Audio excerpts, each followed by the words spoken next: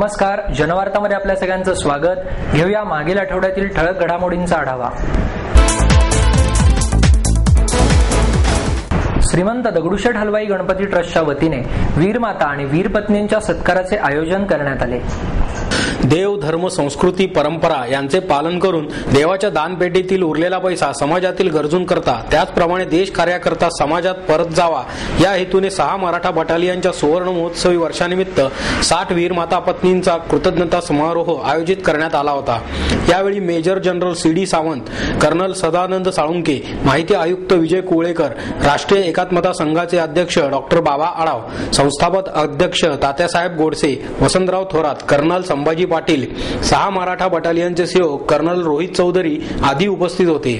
अशोक गोडसे यांनी प्रास्ताविक केले। शौर्यचक्र विजेते सुधाकर घुले यांच्या पत्नी कडूबाई घुले यांनी सन्मानाबद्दल आयोजकांचे आभार मानले। 6 मराठा बटालियनमुळे या पदापर्यंत पोहोचू शकलो अशी भावना सी.डी. सावंत यांनी यावेळी व्यक्त केली।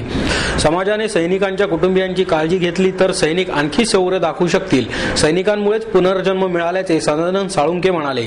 आनंदाश्रू, प्रेमाश्रू आणि दुःखाश्रूंचा संगम पाहावयास मिळत असल्याचे मत डॉक्टर बाबा आढाव यांनी व्यक्त केले। विजय कुवळेकर म्हणाले, समाज आणि लष्कर एकत्र आले हा दुर्मिळ योग आहे। संभाजी पाटील म्हणाले, प्रत्येकाने मुंगीचा वाटा उचलावा अशी अपेक्षा व्यक्त करून सैन्यच देशाला तारून नेऊ शकतो असेही ते म्हणाले। शहरातील प्रत्यक्ष लोकसंख्या गणनेचा दुसरा टप्पा 9 ते 28 फेब्रुवारी दरम्यान पूर्ण करण्यात येणार आहे, अशी माहिती महापालिका आयुक्तांनी दिली।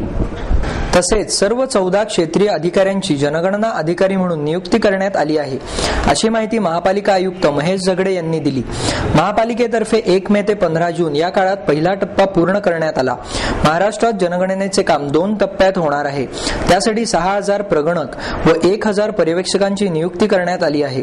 प्रत्येक कुटुंबाची माहिती भरण्यासाठी 29 विविध प्रश्न विचारण्यात आले आहेत।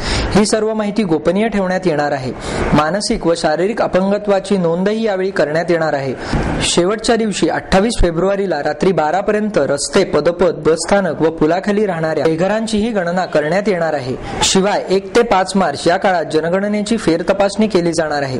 देशभरही जनगणना सुरू असून राष्ट्रीय कर्तव्य म्हणून नागरिकांनी जनगणनेसाठी प्रतिसाद द्यावा, असे आवाहन महेश झगडे यांनी पत्रकार परिषदेत केले। यावेळी जनगणना प्रमुख डॉक्टर प्रवीण आष्टीकर उपस्थित होते। जनगणनेसाठी तयार करण्यात आलेल्या प्रश्नावलीत 29 कॉलम आहेत। त्यामध्ये अनुसूचित जाती व जमातींचा उल्लेख आहे। माजी उपमुख्यमंत्री छगन भुजबळ यांनी ओबीसी जनगणनेची मागणी केली होती। त्या पार्श्वभूमीवर ओबीसी जनगणनेचा वेगळा कॉलम नसल्याच्या प्रकाराला वेगळे महत्त्व देण्यात येत आहे। पाकिस्तानी गुप्तचर यंत्रणेशी संबंधित असलेल्या ISI एजंटला पोलिसांच्या गुन्हे शाखेने जेरबंद केले। विश्वंभर ताराचंद अगरवाल, वय 24, राहणार बोरुखा रोडवेज, ट्रान्सपोर्ट नगर, निगडी असे अटक केलेल्या एजंटचे नाव आहे। या प्रकरणी लष्करातील जवान ब्रिजेश कुमार सिंह आणि त्याच्या एका साथीदाराविरुद्ध बनगार्डन पोलीस ठाण्यात गुन्हा दाखल करण्यात आला आहे। ब्रिजेश कुमारला लष्करी अधिकाऱ्यांनी ताब्यात घेतले आहे। गुन्हे शाखेच्या सामाजिक सुरक्षा विभागाचे पोलीस निरीक्षक भानुप्रताप बर्गे यांनी या संदर्भात फिर्याद दिली आहे। विश्वंभर अगरवाल हा निगडीतील एका ट्रान्सपोर्ट व्यावसायिकाकडे गेल्या 2-3 वर्षांपासून सुपरवायझर म्हणून काम करत आहे। तो अविवाहित आहे। लष्कराच्या दक्षिण मुख्यालयातील जवान ब्रिजेश कुमार सिंह याच्याशी संधान साधून त्याने गोपनीय माहिती, पुण्यातील विविध लष्करी संस्थांची 20 छायाचित्रे, CD आणि दक्षिण मुख्यालयाचा नकाशा, त्याचबरोबर अधिकाऱ्यांचे क्रमांकही मिळवले। अगरवाल हा पाकिस्तानी गुप्तचर यंत्रणा ISIशी संबंधित असल्याची माहिती पुणे पोलिसांना मिळाली। त्यानुसार पोलिसांनी तपास सुरू केला। अगरवाल हा काल सकाळी 10च्या सुमारास पुणे स्टेशन येथील अलंकार टॉकीजच्या परिसरात येणार असल्याची माहिती मिळाली। तेथे सापळा रचून त्याला पकडण्यात आले। लष्कराच्या दक्षिण मुख्यालयातील जवान ब्रिजेश कुमार सिंह याने गोपनीय माहिती पुरवली असल्याची कबुली अगरवाल याने दिली। अतिरिक्त आयुक्त अनंत शिंदे, पोलीस उपायुक्त राजेंद्र डहाळे, सहाय्यक आयुक्त प्रभाकर पाटील यांच्या मार्गदर्शनाखाली पोलीस निरीक्षक प्रताप बर्गे, सतीश गोवेकर, बनगार्डन पोलीस ठाण्याचे निरीक्षक सुहास नाडगवडा, सहाय्यक निरीक्षक विमल बिडवे, सहाय्यक फौजदार सुभाष सुळके आदींच्या पथकाने ही कारवाई केली। हा जो आरोपी पकडण्यात आलेला आहे, प्रथमतः मी हे सांगू इच्छितो की हा ऑफेन्स आपल्या भारताच्या सार्वभौमत्व आणि इंटिग्रिटी याच्यावर आघात घालणारा आहे। आज त्यामुळं ह्या गुन्ह्याचं स्वरूप बाकी गुन्ह्यापेक्षा वेगळे आहे। यामध्ये आज पोलिसांनी विश्वंभर ताराचंद अगरवाल याला 1/2/2011 रोजी 15:30 वाजता अरेस्ट केलेले आहे. पोलिसांना खास इन्फॉर्मेशन अशी होती की ह्या व्यक्तीजवळ आपल्या भारत देशातील मिलिटरीचे काही सिक्रेट्स आहेत आणि तो ISI एजंट हे पाकिस्तानला वगैरे सप्लाय करणार आहे. त्यामुळं व्यवस्थितपणानं पोलिसांनी तिथं जाऊन त्याला अरेस्ट केलं. यामध्ये हे निष्पन्न झालं आहे की आपल्या सदर्न कमांड मिलिटरीमध्ये ब्रिजेश लष्करातील एक जवान आहे ज्याच्याकडून हे त्याला प्राप्त झालेलं आहे. विकास आराखड्याप्रकरणी राज्य सरकारचे लक्ष वेधण्यासाठी शिवसेना आणि भाजपच्या वतीने महापालिकेसमोर आंदोलन करण्यात आले. यावेळी शिवसेनेच्या जिल्हा संपर्क प्रमुख आमदार डॉक्टर नीलम गोरे, गिरीश बापट, चंद्रकांत मोकाटे, महादेव बाबर, माधुरी मिसाळ यांच्या नेतृत्वाखाली हे आंदोलन करण्यात आले. या आंदोलनाला शिवसेनेचे सर्व पदाधिकारी, नगरसेवक आणि शिवसैनिक मोठ्या संख्येने उपस्थित होते. राज्य सरकारचा नगररचना विभाग निष्काळजीपणे आणि बेजबाबदारपणे काम करत आहे.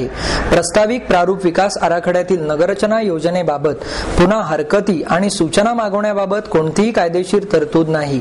त्यामुळे नगररचना विभागाची भूमिका संशयास्पद आहे. महापालिकेत समाविष्ट गावांचा जलद आणि सुनियोजित विकास करण्यासाठी प्रारूप विकास आराखड्यातील नगररचना योजना कायम ठेवावी अशा प्रकारे मागणी करण्यात आली. यावेळी बोलताना आमदार नीलम गोरे म्हणाल्या, आज शिवसेना आणि भारतीय जनता पक्षाच्या वतीने विकास आराखडा पुणे महापालिकेने आणि राज्य सरकारने ताबडतोब मंजूर करावा. अनेक वर्षापासून हा आराखडा प्रलंबित असल्यामुळे मोठ्या प्रमाणामध्ये शहराचा विकास खुंटलेला आहे आणि म्हणून शिवसेना आणि भारतीय जनता पक्षाने सन्माननीय मुख्यमंत्र्यांनी ताबडतोब या कामासाठी वेळ द्यावा म्हणून आम्ही धरणं धरलं होतं आणि त्याला आमच्या पक्षाचे आमदार आणि सामान्य शिवसेना भाजपचे कार्यकर्ते, पदाधिकारी यांची उपस्थिती होती. मार्च महिन्यामध्ये विधिमंडळाचं अधिवेशन होतंय. आज सामान्य पुणेकर जो आहे तो अपघात, आरोग्याचे प्रश्न, त्याचबद्दल पर्यावरण, ठिकठिकाणी होणारी अतिक्रमणं यामुळे कंटाळून गेलेलं आहे. परंतु या सामान्य पुणेकरांना आम्हाला हेच आवाहन करायचं आहे की राज्य सरकारच्याकडे पुणे शहराला न्याय देण्याची इच्छाशक्ती नसल्यामुळे या विकास आराखड्यासाठी सरकार वेळ देत नाहीये आणि म्हणून सरकारने वेळ न दिल्यामुळे आम्ही इथे विरोधी पक्षात असल्यामुळे आमचं जे जबाबदार विरोधी पक्ष म्हणून कर्तव्य आहे की विकास खुंटा कामा नये आणि या दृष्टिकोनातून आम्ही आज धरणं धरलेलं आहे. येणाऱ्या विधिमंडळाच्या अधिवेशनामध्ये सुद्धा आम्ही या प्रश्नावर आवाज उठवू.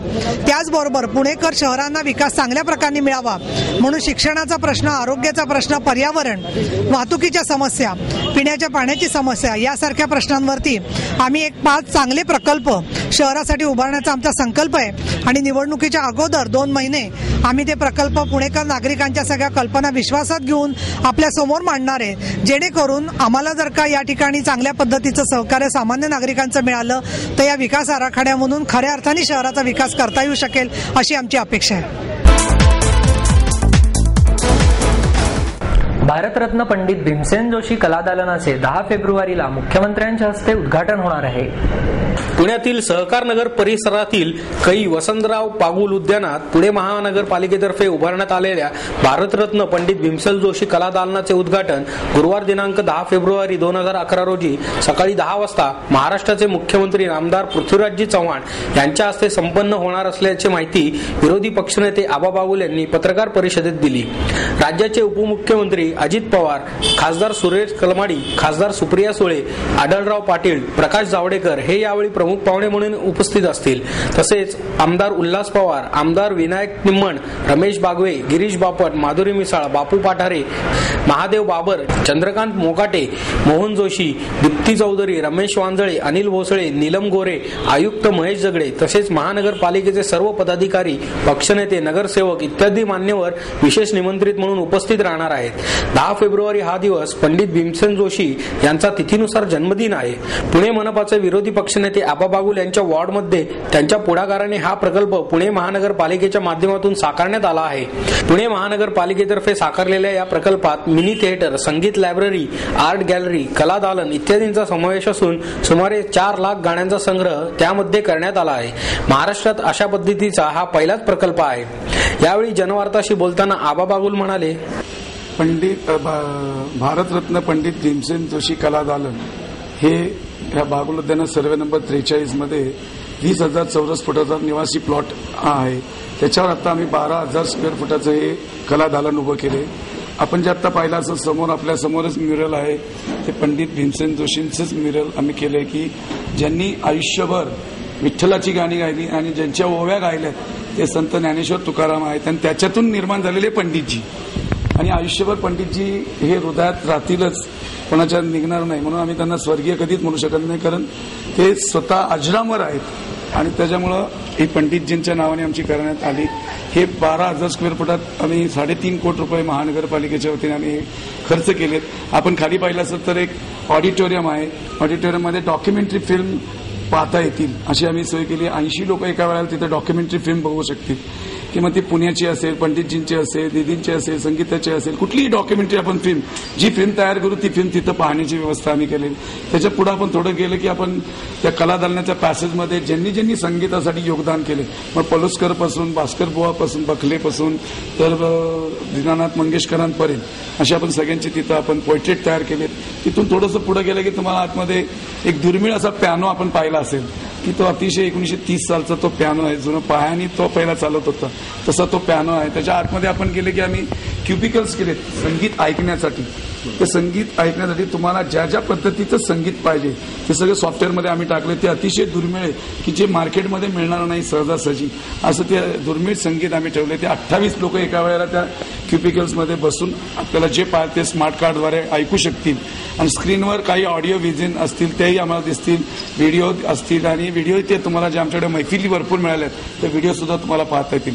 फर्स्ट फ्लोअरला आलं की आम्ही कला दालन केले की जिथं एका वेळेला 300 पोस्टर चित्र लावून आपण त्या कलादालनामध्ये आपण लावू शकतो प्रदर्शनाला. की आज काळाची गरज आहे ती. आणि आपल्याकडे म्हणजे फक्त 1-2-3 कलादालन सुटे त्यांना इतकी लोकांना कलाकार तयार झाले की ते कलादार. वर दुसऱ्या मजल्यावर आपण गेलात तर सूर्यकांत मांढरेंच्या चित्रपटामध्ये खूप मोठं योगदान होतं. आणि त्या सूर्यकांत मांढरेंनी स्वतः काही चित्र पेंटिंग केलेली आहेत. तर ती चित्र त्यांनी आपल्या महानगरपालिकेच्या हँडओव्हर केलेली, त्याचा करारनामा केलेला आपण. तर त्यांची सूर्यकांत मांढरे गॅलरी म्हणून आपण 3ऱ्या मजल्यावर केली. आणि त्यातला थोडासा पार्ट आपण घेऊन तिथं लाईव्ह परत तुम्हाला म्हणजे ग्रामोफोनचे जुने आता विसरले आपल्याला पाहायला मिळत नाही, दगडी HMVची रेकॉर्ड असेल त्या दगडीच्या रेकॉर्डवर आम्ही ते ऐकवण्याची आपल्याला व्यवस्था केली. त्यासाठी आधी आपण येऊन बुकिंग केलं पाहिजे. असं ही सगळी संकल्पना आहे. आणि हा असं या करण्यासाठी महापौर, आम्ही सगळे पुणे महाराज, सगळे पक्षनेते असतील, सगळ्यांचं योगदान आहे. आणि पंडितजींना ही खरी आमची मला वाटतं त्या असलेच होते आता काय सो, पण ही खरी आमची त्यांना संगीताची एक आदरांजली असेल. भारतरत्न पंडित भीमसेन जोशी यांना गायन आणि वादनाने स्वरश्रद्धांजली अर्पण करण्यात आली. यावेळी शोभा मुदगल, देवकी पंडित, उदय भवाळकर, अजय पोहनकर, जयतीर्थ मेवुंडी, आरती अलंकीकर टिकेकर यांच्यासह इतर प्रख्यात कलाकारांनी हजेरी लावली. संगीताचार्य द वी काणेबुवा ट्रस्ट, तालचक्र, संगीत कला आनंद आणि गांधर्व महाविद्यालयातर्फे पंडित भीमसेन जोशी यांना श्रद्धांजली वाहण्यासाठी स्वर श्रद्धांजली सभेचे आयोजन करण्यात आले. तुम रब तुम साहिब ही मिया तानसेन यांची रचना उदय भवाळकर यांनी ऐकवली. पंडित अजय पोहनकर यांनी आज मोरे भाग जागे, तर कल्पना सोकरकर यांनी भीम पलास रागात आपसे बडी देर बई ही रचना सादर केली. पद्मा तळवळकर यांनी विठ्ठल आमचे हे भजन सादर केले. किराणा घराण्याचे गायक जयतीर्थ मेवुंडी यांनी हजेरी लावली. तालयोगी सुरेश तळवळकर यांचे तबलावादन झाले. पूर्वायन चटर्जी आणि सत्यजित तळवळकर यांची जुगलबंदी झाली. पंडित तुळशीदास बोरकर यांनी हार्मोनियम वादन केले. अमान अली खान यांचे सरोद वादन झाले. देवकी पंडित, राहुल देशपांडे आणि रघुनंदन पणशीकर यांच्या भैरवीने कार्यक्रमाची सांगता झाली. आनंद देशमुख, राहुल सोलापूरकर, मिलिंद कुलकर्णी यांनी सूत्रसंचालन केले.